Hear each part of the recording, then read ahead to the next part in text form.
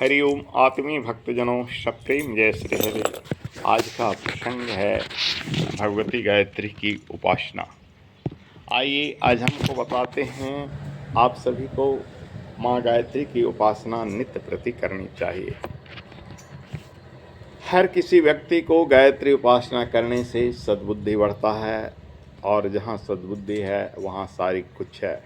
क्योंकि कहा गया है, जहाँ सुमति तह संपत्ति नाना, जहाँ कुमति तह विपत्ति निधाना। जिसके पास सुमति है उसके पास संपत्ति है, और जिसके पास कुमति है उसके पास विपत्ति है। ऐसा तुलसी बाबा ने रामायण में लिखा है।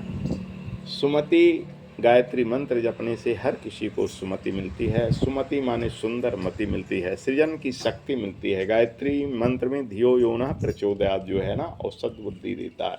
इससे हमें जीवन में नए रास्ता पर चलने की राह मिलती है। गायत्री का 3 स्वरूप है। आपने देखा, मैंने जो कजूर में मंदिर बनाया उसमें गायत्री का 3 स्वरूप। बीच में पंचमुखी गायत्री है, दाएं उनका प्रातः हंसवाहिनी है, जो वेद माता गायत्री यहाँ विराज रही हैं।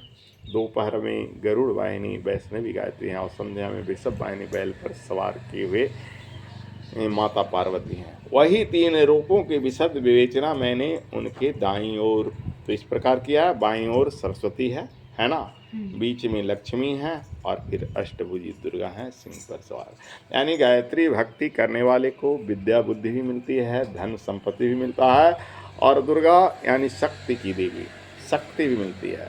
ये समूचे मनुष्य के जीवन में होना चाहिए। अगर एक चीज़ की भी कमी है तो आप पर दूसरे लोग हावी हो जाएगा।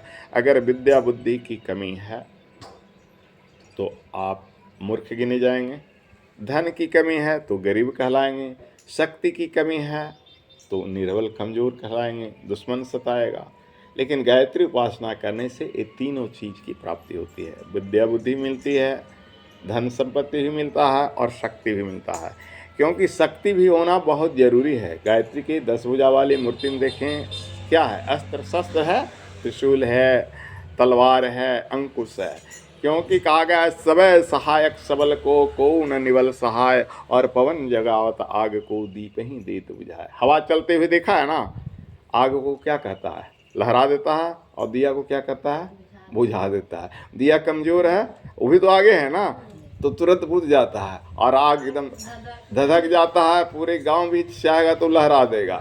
तो वैसे ही समाज में अगर जीना है तो सर उठा के जिए, ताकतवर बन के जिए। वो ताकत गायत्री की शक्ति में है। गायत्री की शक्ति में क्या क्या ताकत है सो सुनिए। गायत्री की शक्ति प्राप्त करने पर 14 ताकत है, 14 ताकत है, जिसमें प्रमुख क्या है। गायत्री भक्तों को क्या सबसे बड़ी जो 2 4 5 चीज़ गिना देता हूँ। पहले तो विद्या आएगा, समाज में आपका मान सम्मान मिलेगा। दूसरा बुद्धि मिलेगा, सच्चे ढंग से किया। तीसरा लक्ष्मी मिलेगा, तो धन दौलत के कारण भी मान सम्मान होगा। चौथा शक्ति, किसी से कमी नहीं मिलेगी शक्ति में। और सबसे बड़ा चीज़ है ब्रह्म बल है। गायत्री के जो उपासक होते हैं उनके पास ब्रह्म शक्ति होता है। अगर कोई गलती करता है तो तुरंत झटक से क्या कर देते हैं, श्राप भी दे देते हैं, और उसका श्राप पड़ जाता है। जैसे आप देखें बड़े बड़े राजा जिसके पास कितने सीना था, हथियार था, है ना, किससे डरते थे? वो लंगोटी वाला साधु से डरते थे ना। जब दुर्वासा ऋषि आते थे तो बड़े बड़े राजा लोग अपना सिंहासन छोड़ देते थे, क्योंकि दुर्वासा में इतनी ताकत थी कि किसी को जलाकर भस्म कर सकता है। तो वो ताकत आज भी है, लेकिन अब लोगों के पास जानकारी नहीं। गायत्री उपासना अगर करिएगा तो आपके अंदर वो शक्ति आ जाएगी कि आप किसी को भी बेकसूर को नहीं जलाना। जो बेकसूर रहे उसे नहीं तो वरदान का दुरुपयोग करने वाले का भी नाश होता है। जैसे होलिका को क्या था, वरदान नहीं जलने की थी, लेकिन उसने अपने भतीजा को, भाई के बेटा को, बेकसूर को जलाया, तो क्या हुआ, खुद जल गई और वो बेकसूर बच गया। इसलिए अगर गायत्री शक्ति का प्रयोग बेकसूर पर किया जाएगा तो वैसे में गायत्री माता उसकी साथ छोड़ दे सकती है। बेकसूर को जो मारता है उसको उसका बुरा परिणाम मिलता है, और उसे देखने में मिलेगा। भले ही आपको अभी नहीं नज़र आ रहा है, लेकिन आज न कल जो किसी निरपराध को मारता है ना, उसका वही गति होती है जो उसने किसी दूसरे के साथ किया। इसकी भी मैं एक छोटी सी कहानी, आज तो टाइम नहीं है, बता देता हूँ। धृतराष्ट्र के 100 पुत्र थे। 100 के 100 क्यों मारे गए? क्योंकि एक हंसिनी गर्भवती थी, उसको 100 बच्चा हुआ था। हंस उसको देकर गया था धृतराष्ट्र को कि मैं जा रहा हूँ तीर्थ यात्रा में, मेरी पत्नी को संभालिएगा। धृतराष्ट्र तो अंधा था, वो अपने सैनिक को दे दिया कि इसको संभालना। उसका बच्चा हुआ तो राजा लोग मांस खाते हैं ना, मांस बना के दिया। धृतराष्ट्र को लगा बड़ा स्वादिष्ट, कहा अरे आज तो बहुत सुंदर मांस लाया। छोटा बच्चा का मांस था, छोटा हंस का। बोला कल भी यही मांस लाना। इसी ढंग से 100 दिन तक 100 बच्चे को कौन खा गया? धृतराष्ट्र।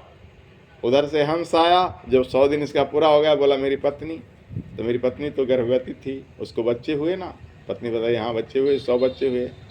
तो धृतराष्ट्र को श्राप दे देता है, जिस तरह से मेरे 100 बच्चे मरे, तेरे भी 100 बच्चे मारे जाएंगे। तो जो गति दूसरे का करता है उसको वो गति मिलता है। धृतराष्ट्र ने बेकसूर न जानते हुए भी, उसको मिला था संरक्षण, लेकिन उसके सैनिकों ने उसको बना के दे दिया, फिर भी उसको भोगना पड़ा और उसके 100 पुत्र रण में मारे गए। इसीलिए पाप का परिणाम आज नहीं तो कल मिलता ही है। हरि ओम। बस चलो जल्दी।